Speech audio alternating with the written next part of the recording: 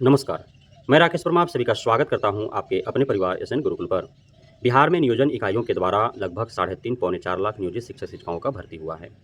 जब से नियोजन इकाइयों के द्वारा नियोजित शिक्षकों की बहाली हुई है, तब से नियोजित शिक्षक-शिक्षिकाएँ दर्जन भर संघ संगठन बना करके और उसमें से कई नेता उभरे और वे अपने हक और अधिकार की लड़ाई सरकार विभाग से लड़ते आए हैं। कभी वेतन विसंगति को लेकर के कि भाई आप जब नियमित शिक्षकों के बराबर ही अर्थात आप राज्यकर्मी सरकारी शिक्षकों के बराबर ही नियोजित शिक्षकों से कार्य ले रहे हैं, तो फिर आप उनके समान हमारा वेतन भत्ता क्यों नहीं दे रहे हैं? इतना वेतन विसंगति क्यों? वेतन प्रत्येक माह क्यों नहीं दिया जा रहा है? देखा जाता था यह कि जो राजकीय शिक्षक हैं, जो राज्यकर्मी हैं, सरकारी शिक्षक हैं, उनका वेतन तो प्रत्येक माह आ जा रहा है, लेकिन नियोजित शिक्षक-शिक्षिकाओं का वेतन लंबित रह रहा है। तो इस हेतु उन्होंने लड़ाई लड़ा, तो कुछ सुधार हुए, हालाँकि अब भी एसएसए के माध्यम से जिनको वेतन मिलता है, उनको इस माह का उस माह में, उस माह का उस माह में मिल रहा है। जबकि वहीं बीपीएससी शिक्षकों का और अन्य जो राज्यकर्मी हैं, उनको जो है प्रत्येक माह के प्रथम वीक के अंदर लगभग लोगों को क्रेडिट हो जाता है। तो यह विसंगति है, इसके लिए संघर्ष कर रहे हैं लगातार वे, कुछ हद तक सही हो पाया है। उसके बाद उन्होंने संघर्ष क्या किया कि एरियर बहुत दिनों से बहुतों का बकाया है, तो उस हेतु वो संघर्षरत हैं कि उनका एरियर जो है उनको दिया जाए। जो भी एक सरकारी शिक्षक को सारे भत्ते मिल रहे हैं, वो सारे भत्ते नियोजित शिक्षकों को मिलना चाहिए।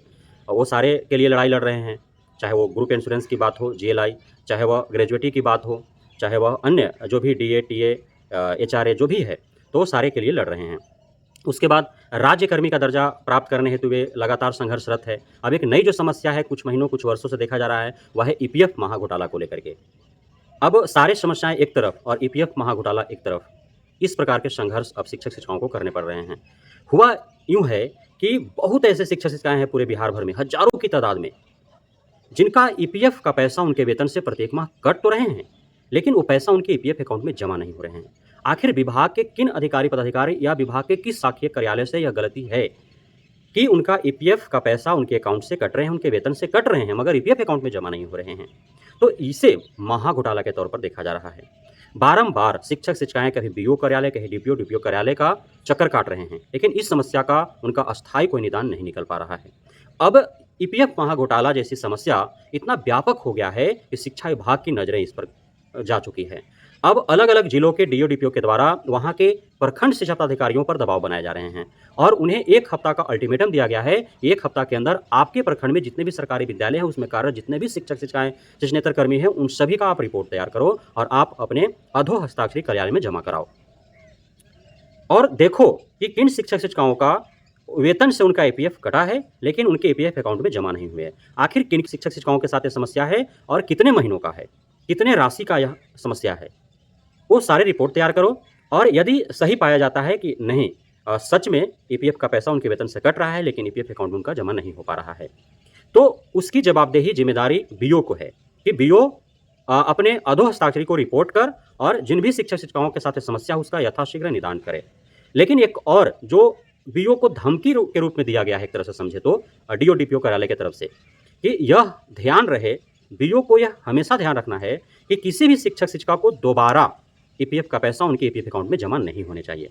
यदि ऐसा होता है, तो जितने राशि अलग-अलग शिक्षक-शिक्षिकाओं को दोबारा यदि उनके ईपीएफ अकाउंट में जमा हो जाते हैं, अर्थात जिनका शिक्षक-शिक्षिकाओं को जो कटे हैं उनके वेतन से ईपीएफ का पैसा, उससे अत्यधिक यदि ईपीएफ अकाउंट में उनका जमा हो जाते हैं और यह होगा कैसे? तो यह बीओ के लापरवाही के कारण होगा। इसलिए सभी बीओ को सख्त हिदायत दिया गया है कि यदि किसी भी शिक्षक-शिक्षिका का आपके द्वारा दोबारा ईपीएफ का पैसा उनके अकाउंट में जाता है किसी भी माह का, जितना दोबारा पेमेंट किया जाएगा वो सारे आपके वेतन से काटे जाएँगे। तो बीओ भी डरे सहमे हैं कि कहीं ऐसा ना हो कि उनसे कोई भूल हो जाए और किसी शिक्षक-शिक्षिका को दोबारा ईपीएफ का पैसा एक ही माह का उनका ईपीएफ अकाउंट में जमा हो जाए। तो अब यह लड़ाई बहुत बड़ी हो चुकी है।